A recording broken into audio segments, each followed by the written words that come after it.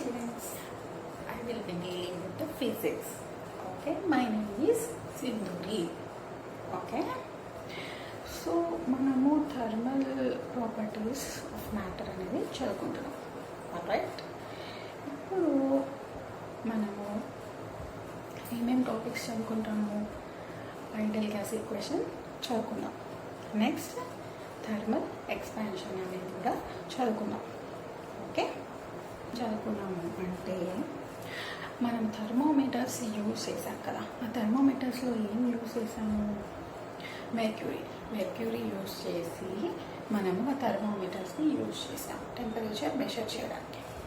So ఇక్కడ మనము ideal gas equation ఎలా వచ్చింది అంటే ఒక సింపుల్ ఎక్స్పెరిమెంట్ చేశారు.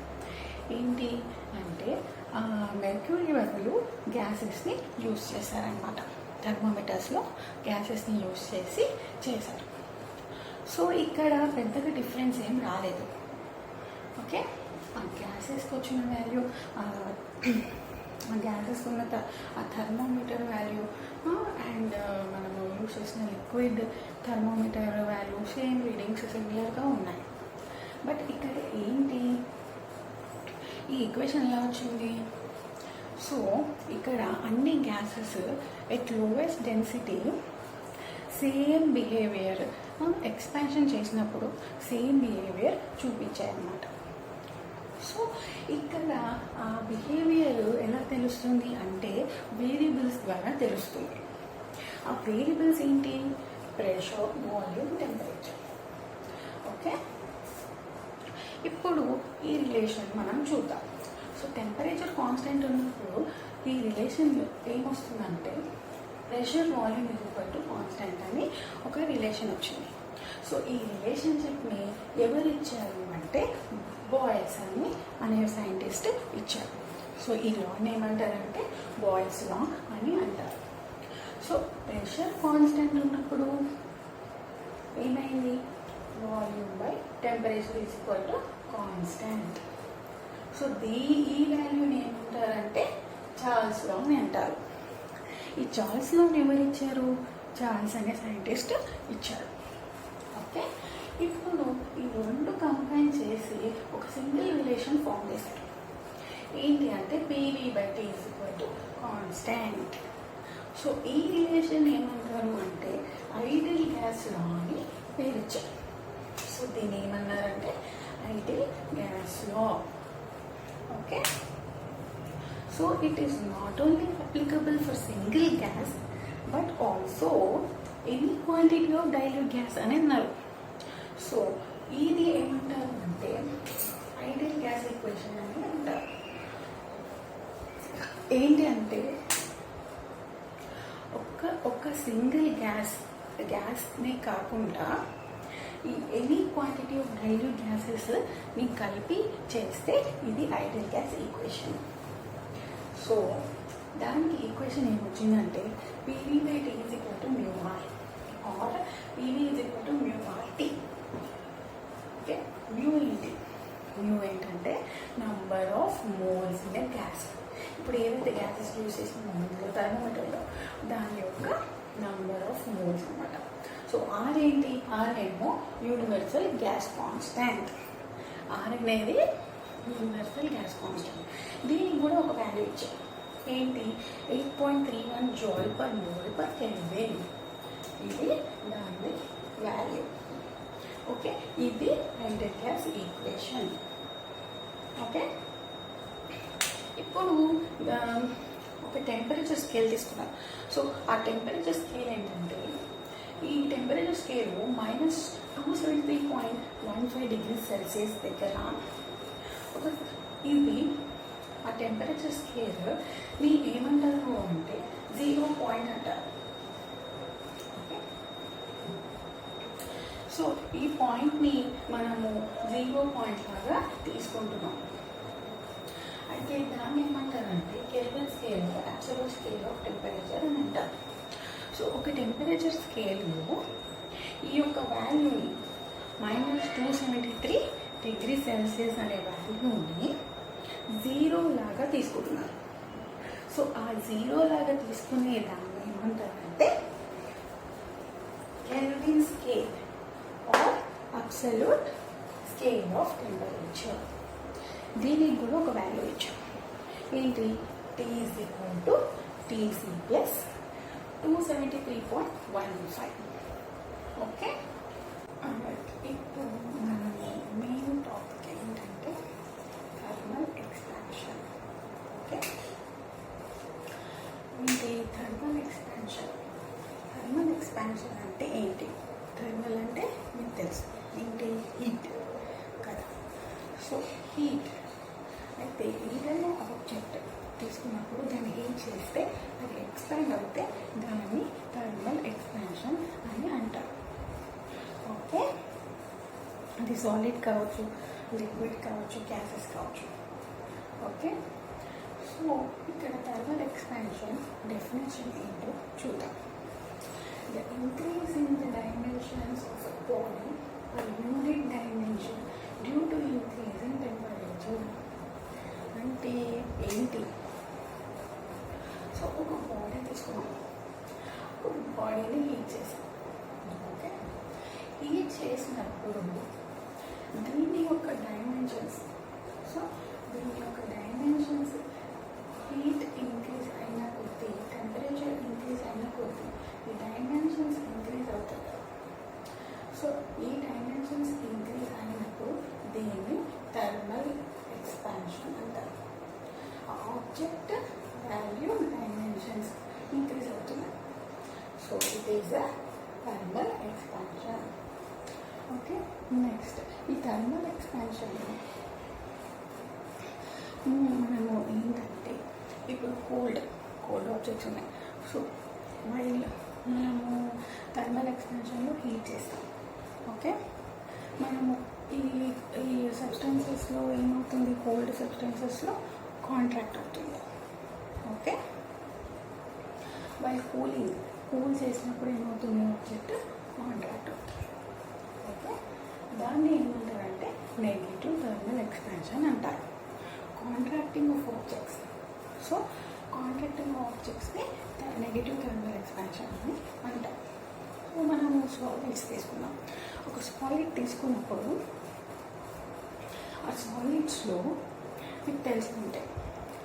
సో సాలిడ్స్లో ఆబ్జెక్ట్స్ లోపల పార్టికల్స్ ఉంటాయి. ఓకే. ఆ పార్టికల్స్ అనేటివి చాలా క్లోజ్లో ఉంటాయి. ఇలా చాలా క్లోజ్గా ఉంటాయి ఈ సాలిడ్ పార్టికల్స్. సో ఇప్పుడు ఈ సాలిడ్ని మనము హీట్ చేస్తాం. హీట్ చేస్తే ఏమవుతుంది? ఈ పార్టికల్స్ అనేటివి ర్యాండమ్గా మూవ్ అవుతూ ఉంటాయి. ఓకే. అది హీట్ చేసినప్పుడు ఇంకా అవి ఈ మధ్యలో ఒక పార్టికల్ మధ్యలో ఇంకో పార్టికల్ మధ్యలో డిస్టెన్స్ పెరుగుతుంది. దాన్ని ఏమంటారంటే ఇంటర్ అటామిక్ సెపరేషన్ అంటారు. ఏమంటారు? ఇంటర్ అటామిక్ సెపరేషన్ అని అంటారు. సో హీట్ చేసినప్పుడు సాలిడ్స్ని హీట్ చేసినప్పుడు ఆ డిస్టెన్స్ అనేది పెరుగుతుంది. ఈ డిస్టెన్స్ అనేది పెరుగుతుంది. ఓకే. ఈ డిస్టెన్స్ పెరిగిన కొద్దీ మన ఆబ్జెక్ట్ అనేది పెరుగుతుంది, ఎక్స్పాండ్ అవుతుంది. ఓకే. ఆబ్జెక్ట్ అనేది ఎక్స్పాండ్ అవుతుంది. సో మనము సాలిడ్స్లో ఒక సింపుల్ ఎగ్జాంపుల్ తీసుకున్నాం. ఓకే. ఏం ఎగ్జాంపుల్ తీసుకున్నాము సాలిడ్స్లో? ఓకే. ఇప్పుడు మనం ఒక మెటల్ తీసుకున్నాం. ఓకే. ఒక మెటల్ తీసుకొని ఇంకొకటి ఏం తీసుకున్నామంటే ఒక గ్లాస్ జార్. ఆ గ్లాస్ జార్కి లిడ్ ఏముండాలి? మెటల్ ఉండాలి. ఓకే. ఇప్పుడు ఒక మెటల్ తీసుకున్నాం. ఓకే.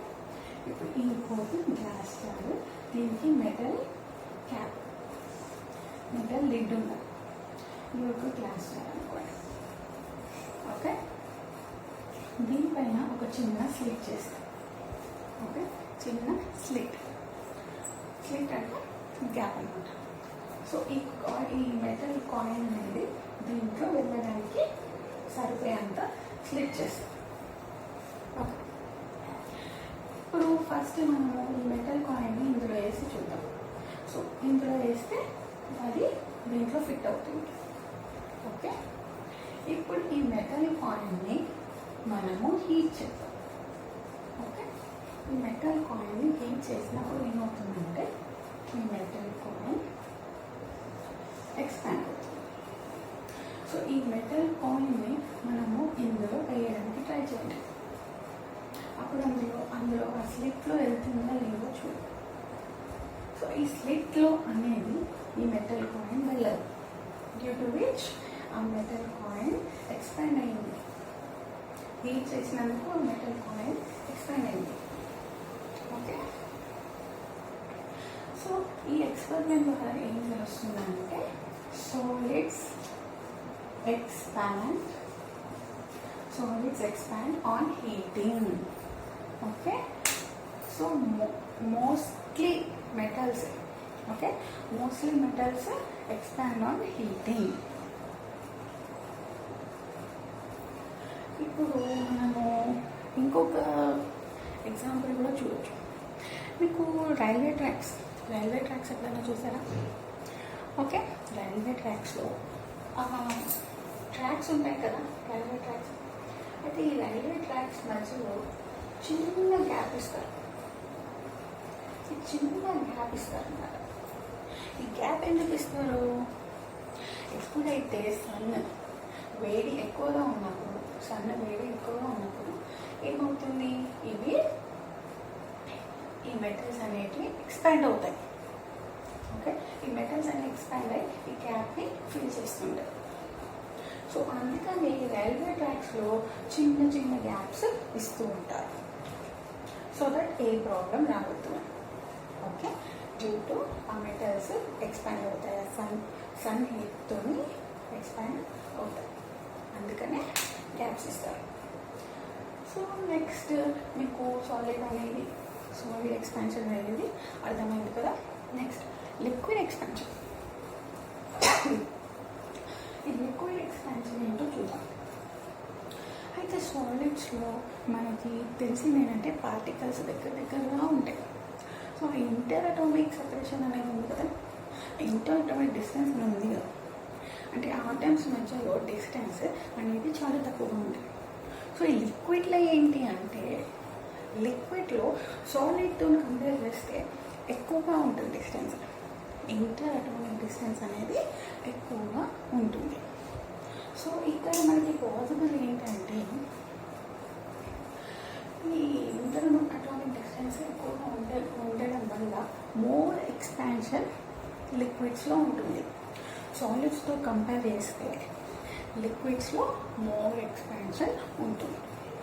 ఓకే, సో మనం లిక్విడ్కి ఎగ్జాంపుల్ ఏం తీసుకోవచ్చు అంటే థర్మోమీటర్. సింపుల్, థర్మోమీటర్లో మెర్క్యూరీ. మనం బాయిలింగ్ వాటర్లో థర్మోమీటర్ పెట్టామనుకో, వెంటనే ఆ మెర్క్యూరీ లెవెల్ మనకి హైయెస్ట్ పాయింట్ చూపిస్తుంది. సో ఆ లిక్విడ్ ఏమైంది, ఎక్స్పాండ్ అయ్యింది. ఓకే, ఆ లిక్విడ్ అనేది ఎక్స్పాండ్ అయ్యింది.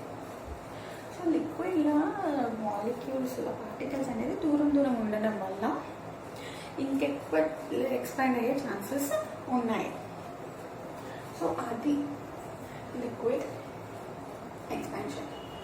సో గ్యాసెస్, ఈ గ్యాసెస్ అంటే ఏంటి, గ్యాసెస్ కామన్గా మనకు తెలుసు. ఈ గ్యాసెస్లో ఇంకెక్కువ స్పేస్ ఉంటుంది. So more inter atomic distance between the particles. So ఇప్పుడు ఇంకెక్కువ ఛాన్సెస్ ఉంటాయి గ్యాసెస్కి, లిక్విడ్స్ కన్నా సాలిడ్స్ కన్నా ఎక్కువ ఛాన్సెస్ ఉంటాయి ఎక్స్పాండ్ కావడానికి. ఓకే, సో మనము ఒక ఎక్స్పెరిమెంట్ తీసుకున్నాం గ్యాసెస్కి. ఓకే,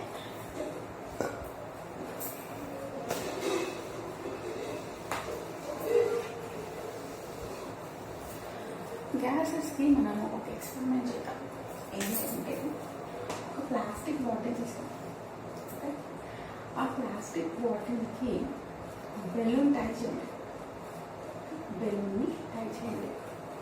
ఓకే, అయితే ఒక బౌల్లో హాట్ వాటర్ పెట్టండి, ఇంకో బౌల్లో కోల్డ్ వాటర్ పెట్టండి. ఓకే, ఇప్పుడు ఈ బాటిల్ని ఇందులో వేస్ట్ చేయండి. ఓకే, ఏమవుతుంది, ఈ బాటిల్ని ఇందులో వేస్ట్ చేస్తే ఆ హీట్కి ఈ బాటిల్లో ఉన్న ఉంటుంది గ్యాసెస్ అని ఇట్లా బెలూన్లో ఎలా ఎక్స్పాండ్ అవుతుంది బెలూన్లో. సో ఈ బెలూన్ కొంచెం ఇన్ఫ్లాంట్ అవుతుంది. ఓకే, సో ఇప్పుడు ఇదే బాటిల్ని కోల్డ్ వాటర్, సో ఇదే బాటిల్ని కోల్డ్ వాటర్లో పెట్టాలి. అప్పుడు ఆ బెలూన్ ఏమవుతుంది, ఎక్స్పాండ్ అవ్వదు, ఆ బెలూన్ గ్లో అవ్వదు. ఓకే, దీని ద్వారా ఏం చేస్తుందంటే హాట్ వాటర్లో పెట్టినప్పుడు అంటే ఈ గ్యాసెస్ హీట్ అయినప్పుడు గ్యాసెస్ ఎక్స్పాండ్ అవుతుంది. కోల్డ్ వాటర్ కాబట్టి ఎక్స్పాండ్ కాదు. ఓకే, సో ఇక్కడ మనకు తెలుసుకోవాలి ఏంటంటే క్లోజ్డ్ కంటైనర్ తీసుకోండి, క్లోజ్డ్ బాక్స్ తీసుకున్నప్పుడు ఇందులో గ్యాస్ ఉంది. ఈ గ్యాస్ ఉండడం వల్ల ఇప్పుడు హీట్ చేశాను, హీట్ చేస్తే ఇది క్లోజ్ ఉంది కాబట్టి దీనికి ఎటు వెళ్ళడం వీలు కాదు. సో దీనికి ప్రెషర్ ఇంక్రీజ్ అవుతుంది. ఓకే, ప్రెషర్ ఇంక్రీజ్ అవుతుంది. టెంపరేచర్ ఇంక్రీజ్ అయినాక ప్రెషర్ ఒకటే ఇంక్రీజ్ అవుతుంది. ఓకే, అయితే ఈ థర్మల్ ఎక్స్పాన్షన్ అన్నిటికీ కాజ్ ఏంటంటే ఆ పార్టికల్సే కాజ్ అనమాట. అయితే ఆబ్జెక్ట్ని హీట్ చేసినప్పుడు ఆ పార్టికల్స్ అనేటివి మూవ్ అవుతూ ఉంటాయి. ఓకే, ఆ పార్టికల్స్ మూవ్ అవుతుంటాయి. సో అవి ర్యాండమ్గా హీట్ చేసినప్పుడు ర్యాండమ్గా ఓవరాల్గా స్ప్రెడ్ అవుతూ ఉంటుంది అనమాట ఆబ్జెక్ట్కి. సో ఆబ్జెక్ట్ అనేది ఇంక్రీజ్ అవుతుంది. అది main cause of the thermal expansion.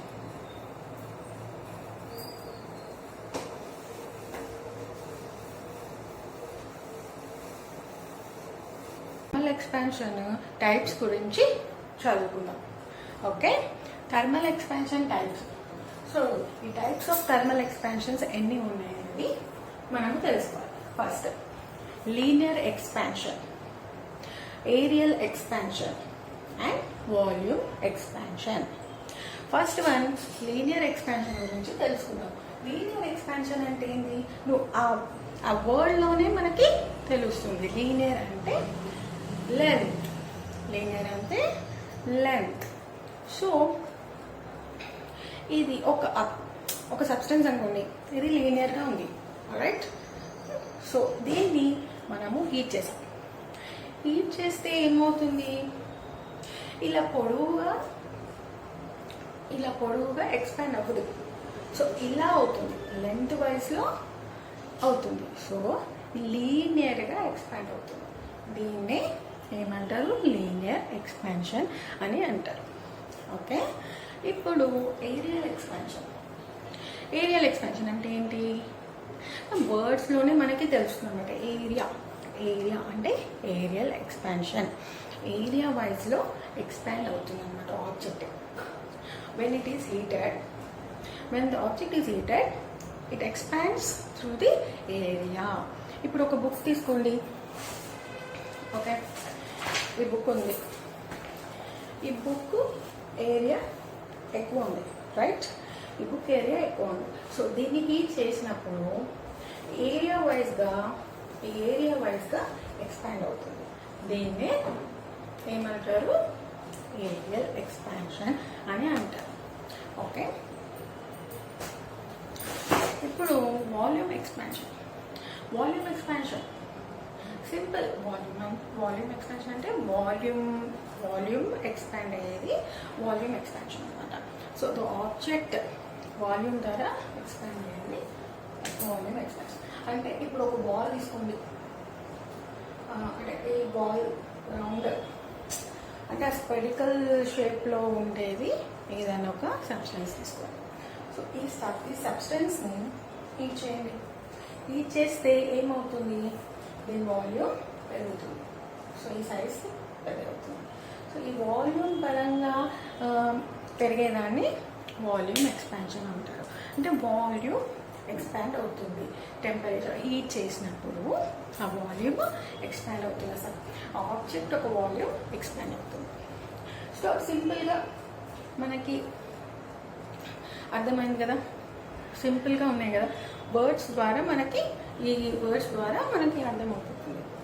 Okay, అయితే ఈ కోఎఫిషియంట్ ఆఫ్ ఎక్స్పాన్షన్ అనేది ఏంటి?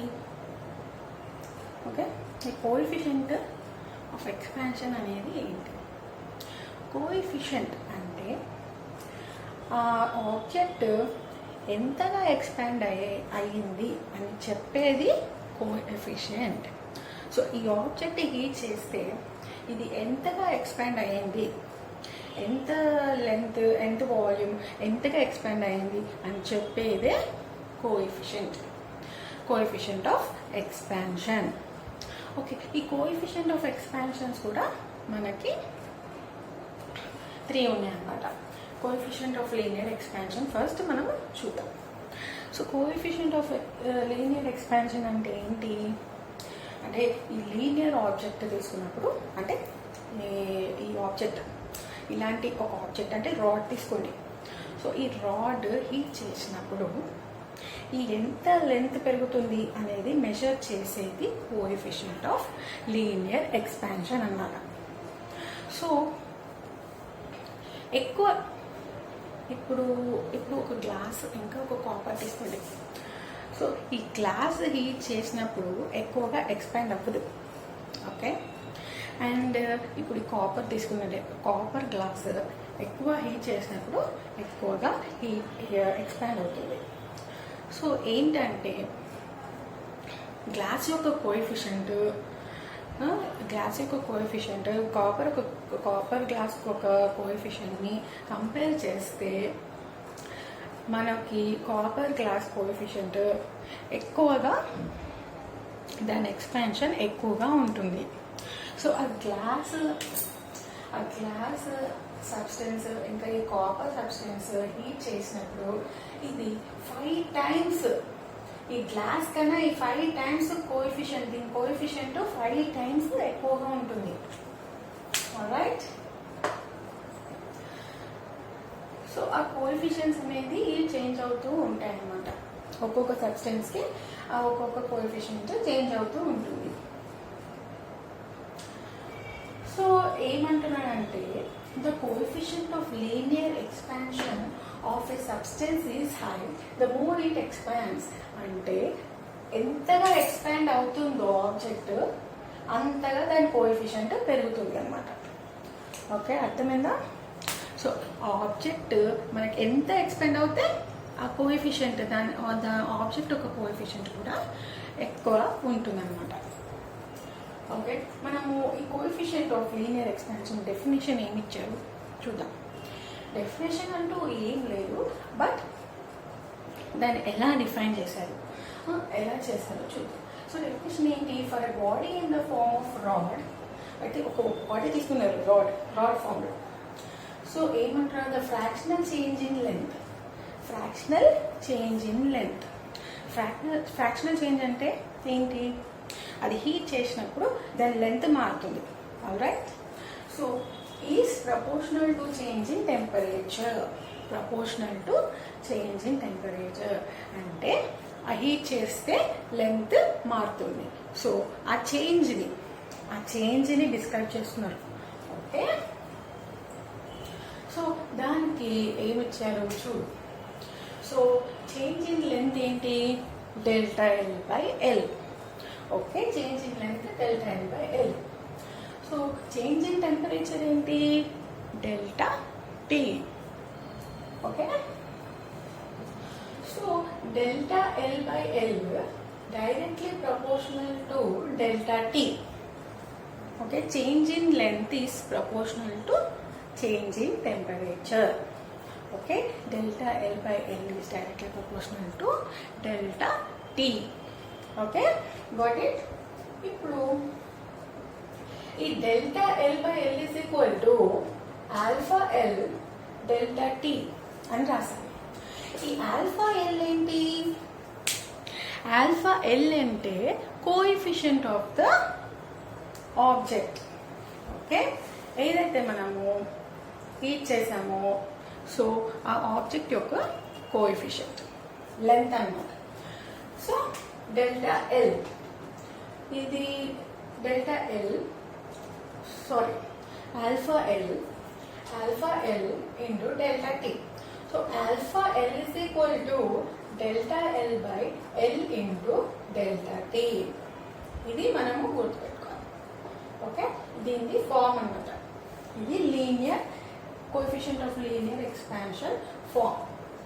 ఓకే, ఆల్రైట్, మనము దీన్ని డిరైవ్ చేసుకోవచ్చు. Alpha is equal to alpha L is equal to L2 minus L1 by L1 into T2 minus T1. అంటే difference in length, difference in temperature అనమాట. Okay okay, అర్థమైందా? Okay students, ఇప్పటి వరకు మనము coefficient of the linear expansion అనేది చూసాం. సిమిలర్గా coefficient of the volume expansion. So ఈ వాల్యూమ్ ఎక్స్పాన్షన్ కూడా similar. So areal expansion, volume expansion, ఈ త్రీ యొక్క కోఎఫిషియన్స్ మనము చూస్తున్నాం. సో ఫస్ట్ది మనము linear coefficient of the linear expansion చూసేసాము. నెక్స్ట్ ఇప్పుడు ఏరియల్ ఎక్స్పాన్షన్ అనేది చూద్దాం. So coefficient of the areal expansion. So అక్కడ లీనియర్ ఎక్స్పాన్షన్కి కోఎఫిషియంట్ వాల్యూ ఏమి ఇచ్చాడు? Alpha L. సో ఇక్కడ మనము ఆల్ఫా A తోని డినోట్ చేస్తాము. So coefficient of the areal expansion alpha A తోని డినోట్ చేస్తాము. సో ఇక్కడ ఏంటి? For body in the form of thin shape. నేను ఇంతకుముందు చెప్పాను. సో బుక్ తీసుకున్నాం. ఓకే, ఒక పేపర్ తీసుకోండి, థిన్ షీట్. సో ఇక్కడ for body in the form of thin sheet, fractional increase in area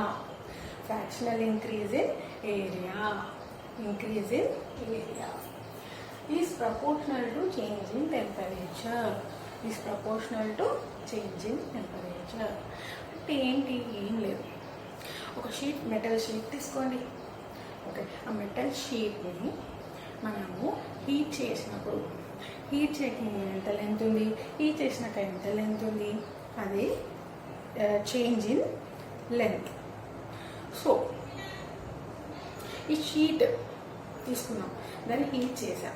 heat చేయకముందు ఎంత ఏరియా ఉంది, అది ఎంత ఏరియా ఉంది, ఇప్పుడు హీట్ చేసినాక ఎంత ఏరియా ఉంది, దాన్ని చేంజ్ ఇన్ ఏరియా అంటారు. సో ఆ టెంపరేచర్ చేంజ్ని డెల్టా T అని తీసుకుంటాం. So change in area change with respect to original area. ఆ original area of the sheet అనమాట. ఆ షీట్ యొక్క ఒరిజినల్ ఏరియా ఎప్పుడైతే మనం హీట్ చేస్తామో అది చేంజ్ అవుతుంది. సో అది coefficient of area expansion. So ఇక్కడ ఏముంది చూడండి, delta A by A directly proportional to delta T. So delta A by A is equal to alpha A into delta T. Delta A by A ఏంటి? Area change with respect to original area. Okay, heat చేయకముందు area ఎంత, heat చేశాక area ఎంత అనేది delta A by A లాగా ఇచ్చాము. So alpha A ఏంటి? ఇది coefficient of areal expansion. Okay, coefficient of areal expansion. So alpha A is equal to same ఇంతకుముందు లీనియర్ ఎక్స్పాన్షన్కి మనం ఎలా చేసామో సేమ్ అలానే డిరైవ్ చేసుకున్నాం. So alpha A is equal to delta A by A into delta T. Okay, సిమిలర్గా coefficient of volume expansion, దీనికి ఏమి ఇచ్చాము మనము? ఆల్ఫా V అని ఇచ్చాము. ఆల్రైట్, ఆల్ఫా V ఇక్కడ ఏముంది చూడండి, for body the fractional change in volume delta V by V is proportional to change in temperature. Same ఇప్పుడు ఇంతకుముందు షీట్ తీసుకున్నాం, రాడ్ ఏమో లీనియర్ ఎక్స్పాన్షన్కి, షీట్ ఏమో ఏరియల్ ఎక్స్పాన్షన్కి. ఇప్పుడు వాల్యూమ్ ఒక స్పియర్ తీసుకోండి, ఆ వాల్యూమ్ ఇంక్రీజ్ అవుతుంది టెంపరేచర్ ఇంక్రీజ్ చేసినప్పుడు. సో ఆ చేంజ్ యొక్క దాన్ని కోఎఫిషియంట్ అంటాము. సో ఆ చేంజ్ని క్యాల్కులేట్ చేస్తాం కాబట్టి అది coefficient. So delta V by V is directly proportional to T. So change in volume with respect to original volume is directly proportional to T. T and the temperature. Okay. So delta V by V is equal to alpha V. Alpha V is the coefficient of volume expansion. Okay. Now delta T. So alpha V is equal to delta V by V into delta T. Okay, ఇక్కడ volume ఎక్స్పాన్షన్లో ఇది ఎప్పుడు ఈ volume అనేది ఎప్పుడు కాన్స్టెంట్గా ఉండాలని లేదు. Okay, volume అనేది ఎప్పుడు కాన్స్టెంట్గా ఉండాలని స్ట్రిక్ట్గా లేదు. సో ఆల్ఫా వి ఏమవుతుందంటే ఎట్ హై టెంపరేచర్ కాన్స్టెంట్ అవుతుంది. ఓకే,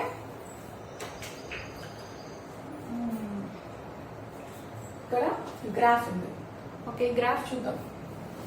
ఇది volume alpha V coefficient of volume తీసుకుని ఇక్కడ టెంపరేచర్. ఓకే, ఆల్ఫా వి ఏంటి? Coefficient of the volume. T ఏంటి? టెంపరేచర్. ఓకే, ఇక్కడ గ్రాఫ్లో చూసినట్టయితే ఇక్కడ కాన్స్టెంట్ ఉంది.